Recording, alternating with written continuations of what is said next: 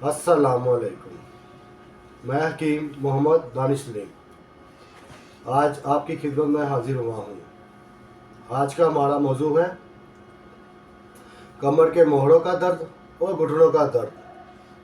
जो लोग दर्दों की वजह से परेशान हैं, या वो बुज़ुर्ग जो चलने फिरने से तंग हैं, या वो लोग जो नमाज़ पढ़ने और उठने बैठने से परेशान हैं, या फिर वो लोग जो मोड़ों के गैप की वजह से परेशान हैं, और जो लोग हकीमों और डॉक्टरों से इलाज करवाकर तंग आ गए हैं, इनको आज मैं एक नुस्खा बताऊंगा जिसके इस्तेमाल करने से इंशाअल्लाह वो बहुत जल्द सेहतयाब हो जाएंगे। वो नुस्खा क्या है, नोट कर लें।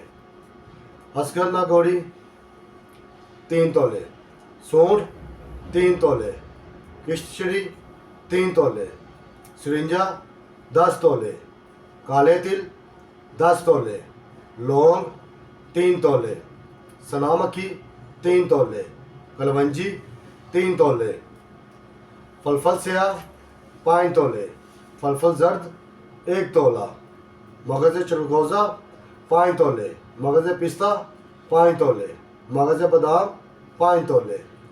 इन सब चीज़ों को ले लेना आपने और पाउडर कर लेना है। 1 चम्मच सुबह, 1 चम्मच शाम नीम गर्म दूध के साथ इस्तेमाल करें।